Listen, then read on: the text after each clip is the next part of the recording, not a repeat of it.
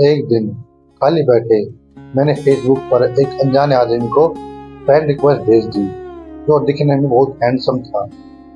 उस आदमी ने उसी रात फेसबुक पर मेरी भेजी फ्रेंड रिक्वेस्ट एक्सेप्ट कर ली।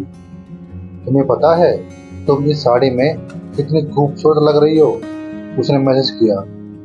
थैंक्स, मुझे भी तुम्हारी डीपी अच्छी लगी। इसी तरह हमने बातें करनी शुरू कर दी। मुझे पता था वह है 39 साल का शादीशुदा आदमी है जो 2 बच्चों का बाप भी है। इन सब चीजों के बाद भी हमने अपनी बातें शुरू कर दी। इतना ही नहीं, हमने अपना नंबर भी एक दूसरे के साथ बदल लिया। देखते ही देखते हम एक दूसरे के करीब आ गए और एक दूसरे के बेस्ट फ्रेंड बन गए। फेसबुक पर जब हम एक दूसरे के साथ बहुत ज़्यादा बातें करने लगे और सोशल मीडिया पर ज़्यादा से ज़्यादा समय बिताने लगे, दूसरी ओर उस आदमी को लगने लगा कि हमारे करीब आने से, इतनी बातें करने से वह अपनी बीवी से दूर जा रहा है।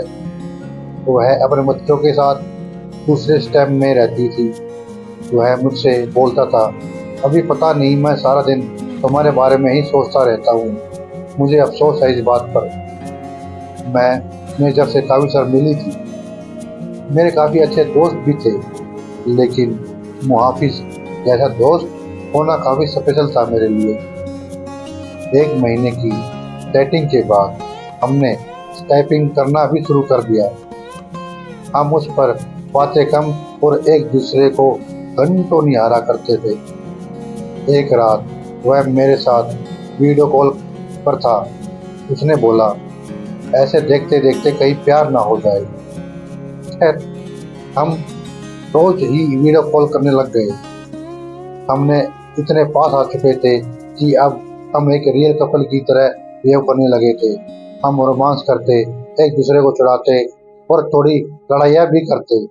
कहने का मतलब था कि एक 17 साल की लड़की को 39 साल के आदमी से प्यार हो गया था। जिस तरह से प्यार की कोई उम्र नहीं होती, उसी तरह से हम दोनों को भी अपना रिश्ता बिल्कुल गलत नहीं लगा। हमें नहीं लगा कि हमने कुछ गलत काम किया है। इसी दौरान इसकी बीवी और बच्चे इससे मिलने आए, पर वह फिर भी मुझसे बातें किया करता था। यहाँ तक कि वह अपनी बीवी के सामने भी मेरी कॉल उठा लेता था। उसी दौरान उसकी बीवी उस पर शक करने लगी, क्योंकि अब वह पहले जैसा बिल्कुल भी नहीं रहा। एक रात की बात थी, जब ये दोनों बेड पर सेक्स के लिए गए, तभी इनके फोन पर मैंने मैसेज किया और अपनी फोटो भेजी। इनकी वाइफ ने फोन उठाकर जैसे ही खोला, मेरी फोटो उन्हें दिखी। उसकी वाइफ ने कोई रिएक्शन नहीं दिया, बस मुहाफिज की तो जोर का थप्पड़ मारा और रोने लगी। 3 दिनों के बाद वह घर छोड़कर चली गई। मुझे उसकी वाइफ के लिए काफी बुरा लगा, इसलिए मैंने उससे कई दिनों तक बातचीत बंद कर दी। उसकी वाइफ के जाने के बाद हम फिर से मिले और हमने लॉन्ग ड्राइव पर जाने का प्लान बनाया। उसी शाम उसने मुझे प्रपोज किया। मुझे सिर्फ तुम ही चाहिए थी और कुछ नहीं। अपनी जवानी में मैं काफ़ी सारी लड़कियों से मिला, पर तुम ही एक ऐसी लड़की हो जिसने मेरा दिल चुराया है। कुछ देर के लिए शांति छा गई। फिर उसने मुझे बोला, आई लव यू। उसकी आंखों में आंसू थे। हम एक दूसरे को किस करना चाहते थे, गले लगाना चाहते थे। दूसरे दिन मुझे एक मैसेज किया।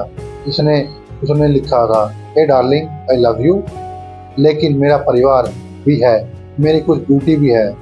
यह मेरा तुमको आखिरी मैसेज है। मुझे प्लीज़ कॉल या टेक्स्ट मत करना, मैं तुम्हें ब्लॉक कर रहा हूँ। मुझे ऐसा लगा कि मानो मैं शादी के बाद विधवा बन गई हूँ। मैं बुरी तरह से टूट चुकी थी, काफ़ी परेशान थी। 3 महीने बीत जाने के बाद मैं एक लड़के के साथ रिलेशन में आई। एक दिन मेरे पास किसी दूसरे नंबर से मुहाफिज का मैसेज आया, पानी, इज इट यू?